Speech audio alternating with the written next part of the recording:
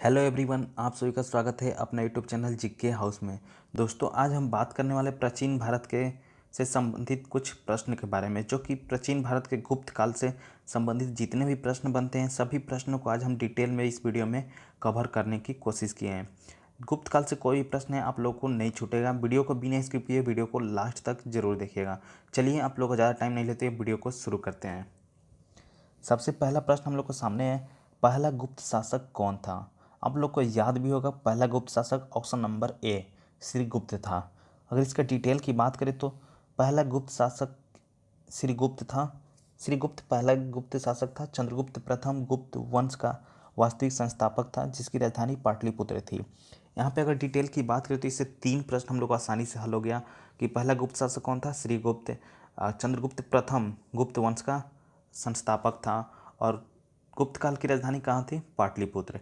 ऐसे ही सभी प्रश्न को हम डिटेल में कवर करने की कोशिश किए हैं कि एक प्रश्न से हम लोग को 2 या 3 मैक्सिमम 5 प्रश्न तक हल किए जा सकते हैं। इसलिए वीडियो को बिना स्किप के लास्ट तक जरूर देखिएगा। चलिए आगे बढ़ते हैं। प्रश्न संख्या 2, महरौली में जंग रहित लौह स्तंभ किसने स्थापित किया था? तो ऑप्शन नंबर ए गुप्त ने। महरौली में जंग रहित लौह स्तंभ किसने स्थापित किया? गुप्त ने। अगर डिटेल की बात करें तो महरौली का लौह स्तंभ गुप्त शासक चंद्रगुप्त द्वितीय ने बनवाया था। दक्षिण दिल्ली में महरौली में स्थित लौह स्तंभ में चंद्रगुप्त नामक शासक के विजयों का उल्लेख है। यह स्तंभ गुप्तकालीन धातु विज्ञान में शून्य होने का ज्वलंत प्रमाण है। आगे बात करते हैं, गुप्त राजा जिसने विक्रमादित्य की पदवी ग्रहण की थी?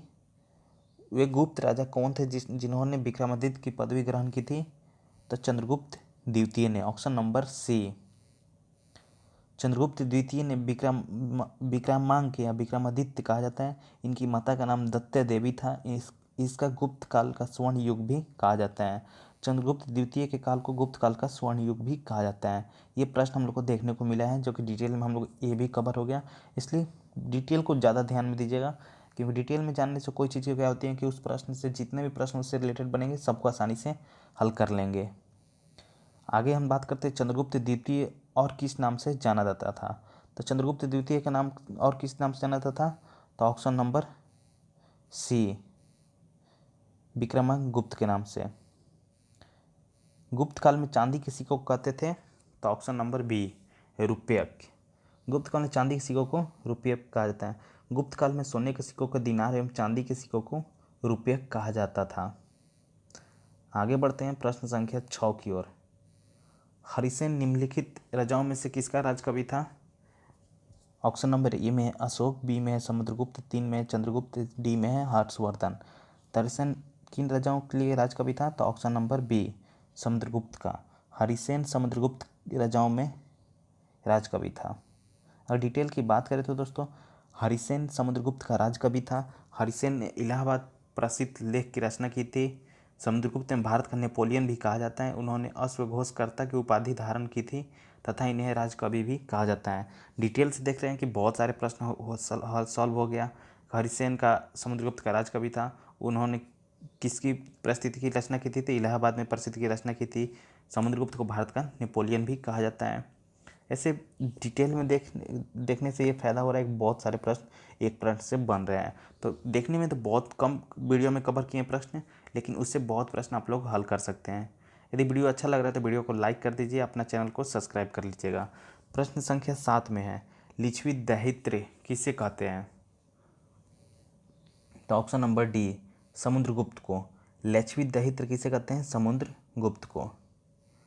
लिच्छवी दहित समुद्रगुप्त को कहते हैं। समुद्रगुप्त में प्रयाग अभिलेखों में उन्हें लिच्छवी दहित्र बताया गया है।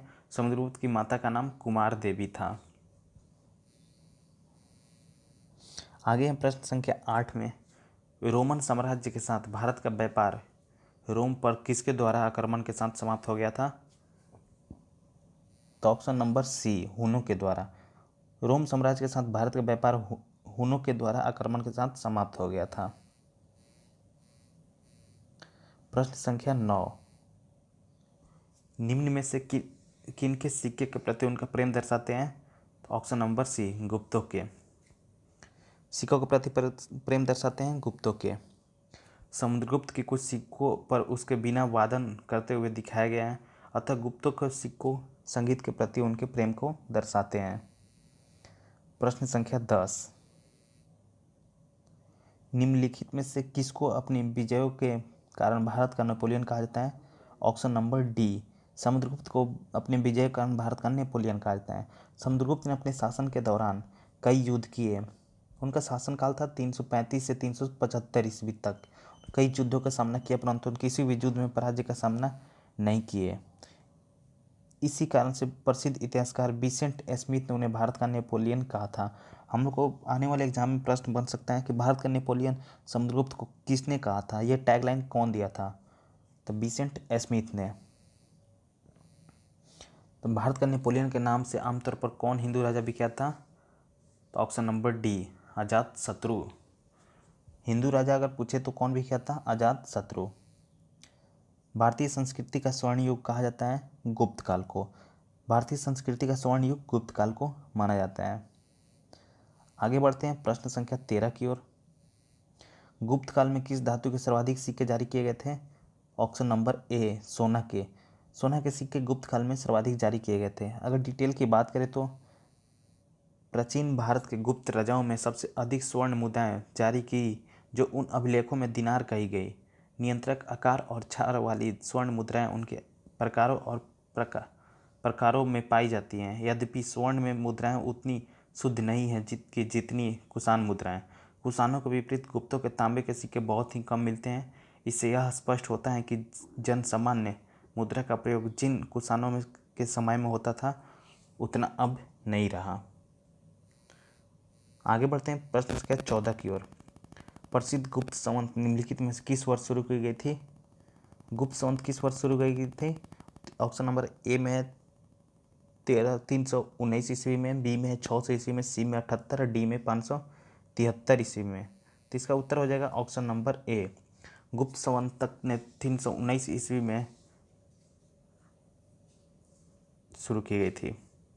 अगर इसका डिटेल की बात करें तो डिटेल है प्रसिद्ध गुप्त संवत 19वीं ईस्वी में शुरू किया गया था। यह चंद्रगुप्त प्रथम के राज्यारोहण की तिथि है। इलाहाबाद के स्तंभ में शिलालेखों में किस कुलपंथी वर्णित है?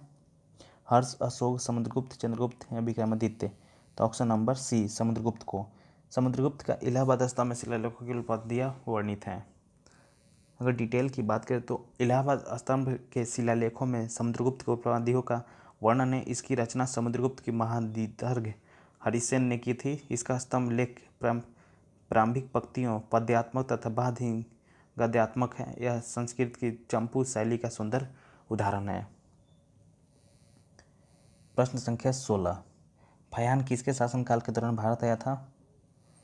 फयान किसके दौरान भारत आया था? चंद्रगुप्त द्वितीय के काल में। फयान ने भारत में 399 से 414 ईस्वी के बीच भ्रमण किया। इस समय उत्तर भारत में गुप्त साम्राज्य का सबसे प्रतापी राजा चंद्रगुप्त द्वितीय का शासन था। प्रश्न संख्या 17, निम्नलिखित में से कौन सी साहित्य रचना शास्त्रीय संगीत साहित्य से संबंधित है? तो ऑप्शन नंबर सी, मेघदूतम। कौन से साहित्य संस्कृत रचना संबंधित है? Option number c, Meghadutam. Kalidas का मेघदूतम शास्त्रीय संगीत साहित्य से संबंधित है। इनके अन्य ग्रंथ माली, विक्रंतम, अभिज्ञान शकुंतलम आदि हैं। इनका काल गुप्त काल माना जाता है। कालिदास के काल को गुप्त काल माना जाता है। पंचतंत्र की कथाओं का संकलन किसने किया था? ये आप लोग को याद होगा, बहुत बार रिपीट हो चुका है। तो विष्णु शर्मा।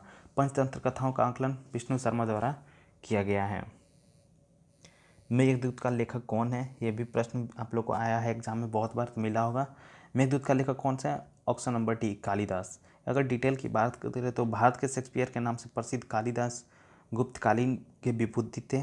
इनके प्रमुख कृतियाँ हैं, कालिदास की प्रमुख कृतियाँ हैं अभिज्ञान शकुंतलम, ऋतु संहार, मालविन, ग्रीन मित्रम, कुमार मेघदूत एवं रघुवंश हैं। बहुत इंपॉर्टेंट है, इसलिए बुक का नाम या इनका याद रखिए, कालिदास का। आगे बात करते हैं प्रश्न संख्या 20 की। निम्नलिखित में से वह व्यक्ति कौन है जो चिकित्सक नहीं है? ऑप्शन नंबर सी, चवर्क। चवर्क जो हैं जो चिकित्सक नहीं है, और जो 3 है चरक, धन्वंतरी, सुपुत्र, ये सभी चिकित्सक हैं। सुपुत्र, चरक और धन्वंतरी प्राचीन भारत के आयुर्वेद प्रमुख ज्ञात और चिकित्सक थे। चर्वक चिकित्सक नहीं थे, बल्कि वे अपने भौतिकवादी दर्शन के लिए माने जाते हैं। आगे बढ़ते हैं प्रश्न संख्या 21 की ओर। प्राचीन भारत के विख्यात चिकित्सक धन्वंतरि ने अपना परामर्श किसके दरबार में दिया था? ऑप्शन नंबर सी, चंद्रगुप्त द्वितीय के दरबार में। प्राचीन भारत के विख्यात चिकित्सक धन्वंतरि अपने परामर्श किसके दरबार में दिया था? चंद्रगुप्त द्वितीय के दरबार में। धन्वंतरि चंद्रगुप्त द्वितीय या विक्रमादित्य के दरबार में अद्वैताचार्य थे। चंद्रगुप्त द्वितीय के दरबार में रहने वाले कुछ प्रमुख विद्वानों के नाम इस प्रकार थे: कालिदास, बेतला भट्ट, ब्राह्मी, तबररुचि, अमर सिंह, शंकु, घटफकर इत्यादि थे। बस दोस्तों, आज की वीडियो में जितना इंपॉर्टेंट था हम कवर कर लिए, और कुछ इंपॉर्टेंट फैक्ट्स हैं, इसको भी जान लीजिएगा, क्योंकि इससे भी बहुत सारे प्रश्न एग्जाम में देखने को मिलते हैं। देखते हैं, सबसे पहला है, गुप्त राजवंश कला एवं स्थानांतरण तत्व के लिए प्रसिद्ध था। गुप्त युग का प्रवर्तक चंद्रगुप्त प्रथम था। चंद्रगुप्त प्रथम द्वारा ही गुप्त संवत चलाया गया था। कब चलाया गया था? 319 ईस्वी में। दूसरा है, गुप्त शासक स्कंदगुप्त में हुनों को भारत पर आक्रमण करने से रोका था। कवि कालिदास चंद्रगुप्त विक्रमादित्य के राजकवि थे। आगे हम बात करते हैं तो गुप्त शासन के दौरान आर्यभट्ट एक महान खगोलविद, विज्ञानी तथा गणितज्ञ थे। गुप्त शासकों की दरबारी भाषा संस्कृत थी। शून्य की खोज किसने की थी? अज्ञात भारतीय ने की थी। अजंता की चित्रकारी में जातक कथाओं का रेखांकित किया गया है। जितने भी वन लाइनर है, इससे सभी एग्जाम में प्रश्न बने हैं, इसीलिए आज हम आप लोग ये कवर करने की कोशिश किए हैं कि एग्जाम में कोई भी प्रश्न आप लोग को छूटे नहीं। और लास्ट में अजंता की चित्रकारी के विषय वस्तु वैद्य धर्म से संबंधित हैं।